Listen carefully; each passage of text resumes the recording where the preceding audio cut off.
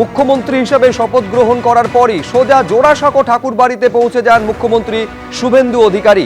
মুখ্যমন্ত্রী হওয়ার পর প্রথম সরকারি কর্মসূচি শুভেন্দু অধিকারীর ছিল এই জোড়াসাঁকো ঠাকুর বাড়িতে, যেখানে রবীন্দ্রনাথ ঠাকুরের আবক্ষ মূর্তিতে মাল্যদান করে শ্রদ্ধা নিবেদন করেন এবং স্পষ্ট ভাষায় জানিয়ে দেন রবীন্দ্রনাথ ঠাকুরের চেতনা, তার ভাবনা, বাংলা এবং বাঙালির সংস্কৃতি সেই পথে এগোবে, যার শুভ সূচনা হলো আজ।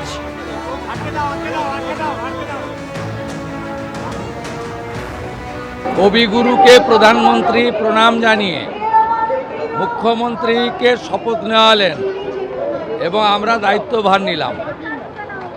বাংলা বাঙালির সংস্কৃতি কবিগুরুর চেতনাতে, কবিগুরুর ভাবনাতে হবে, তার আজকে শুভ সূচনা।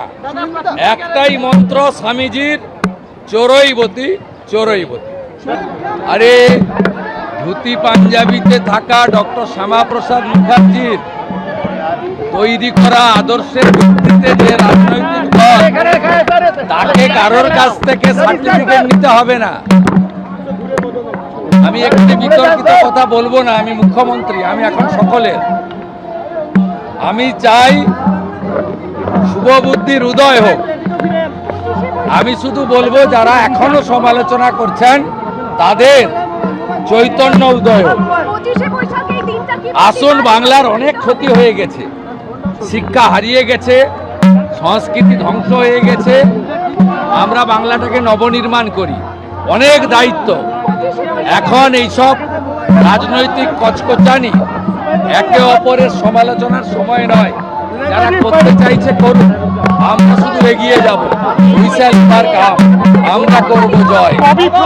আমি বিবেকানন্দের ভাষায় চোরইবতী চোরইবতী।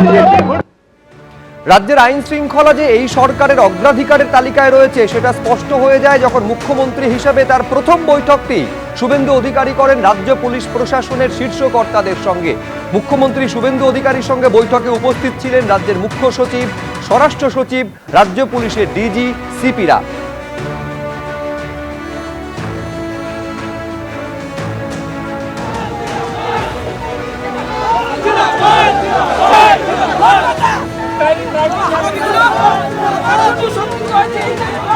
প্রাক্তন মমতা বন্দ্যোপাধ্যায়, নতুন মুখ্যমন্ত্রী শুভেন্দু অধিকারী। মমতা বন্দ্যোপাধ্যায়ের নেম প্লেট সরিয়ে বসলো শুভেন্দু অধিকারীর নামের ফলক। আনুষ্ঠানিকভাবে প্রাক্তন হয়েছেন মমতা বন্দ্যোপাধ্যায়। শুভেন্দু অধিকারী রাজ্যের নতুন মুখ্যমন্ত্রী। ইতিমধ্যেই শপথ নিয়েছেন তিনি, এবং শপথ নেওয়ার সঙ্গে সঙ্গে বিধানসভার অন্দরমহলের ছবিটাও বদলে গেছে। এতদিন যেখানে বসতেন মমতা বন্দ্যোপাধ্যায় দীর্ঘ 15 বছর ধরে, ঠিক সেই জায়গায় মমতা বন্দ্যোপাধ্যায়ের নামের ফলক উড়িয়ে শুভেন্দু অধিকারীর নাম ফলক বসেছে। আমাদের ক্যামেরা পার্সন বিশ্বজিৎ সাহাকে দেখাতে বলবো, সোজা যে ছবিটা দেখা যাচ্ছে, কাঁচের ঘর বা কাঁচের দরজা, সেই দরজার পাশেই শুভেন্দু অধিকারীর নাম ফলক বসেছে মুখ্যমন্ত্রী হিসেবে। এই ঘরই মুখ্যমন্ত্রীর জন্য বরাদ্দকৃত। বিধানসভায় অতীতে রাজ্যের আইনসভায় যতজন মুখ্যমন্ত্রী ছিলেন এই ঘর থেকেই তারা এখানে এসে বসতেন, তারা বৈঠক করতেন, বিধানসভার অধিবেশনে যেতেন। এবার সেই ঘরে শুভেন্দু অধিকারীর নাম ফলক বসলো কিছুক্ষণের মধ্যেই। অর্থাৎ যখনই শপথ নেওয়া শেষ হলো সঙ্গে সঙ্গে এই নাম ফলক বদলে গেল। শুধু এই ঘরের নয়, পার্শ্ববর্তী যে ঘরগুলো দেখা যাচ্ছে, দরজাগুলো, একটার পর একটা ঘরে তাবর তাবর মন্ত্রী তৃণমূল জমানায় বসতেন।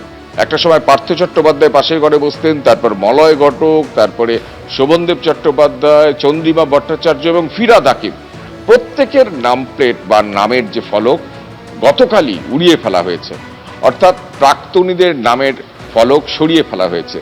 যেহেতু যারা আজকে মন্ত্রী হিসেবে শপথ নিয়েছেন তাদের দপ্তর বন্টন হয়নি, ফলত নতুন নাম না হলেও বা নতুন নাম সেখানে না লাগানো হলেও মমতা বন্দ্যোপাধ্যায়ের জায়গায় সেই ছবি সরিয়ে দিয়ে শুভেন্দু অধিকারীর নাম ফলক ইতিমধ্যেই বসে গেছে এই বিধানসভায়। এই বিধানসভায় দীর্ঘ 5 বছর বিরোধী দলনেতা ছিলেন শুভেন্দু অধিকারী। বিরোধী দলনেতা পরে সরাসরি মুখ্যমন্ত্রী হওয়ার নজির এ বঙ্গে নেই। এবারের বিধানসভা তৎপরতাটা আরো বেশি এই কারণে, শোনা যাচ্ছে মহাকরণ যতদিন না পর্যন্ত প্রস্তুত হয় বিধানসভার অন্দরে একটা জায়গায়, একটা ঘরে, সেখানেই কিন্তু মুখ্যমন্ত্রীর সচিবালয় হবে। সব মিলিয়ে বিধানসভার অঙ্গসজ্জা এই শপথ গ্রহণ অনুষ্ঠানের সঙ্গে সঙ্গে একদম পাল্টে গেল। Mamata Bandyopadhyay out, Suvendu Adhikari in. ক্যামেরায় বিশ্বজিৎ সাহার সঙ্গে কৃষ্ণেন্দু অধিকারী, এবিপি আনন্দ, কলকাতা। এবিপি আনন্দ, এগিয়ে থাকে, এগিয়ে রাখে।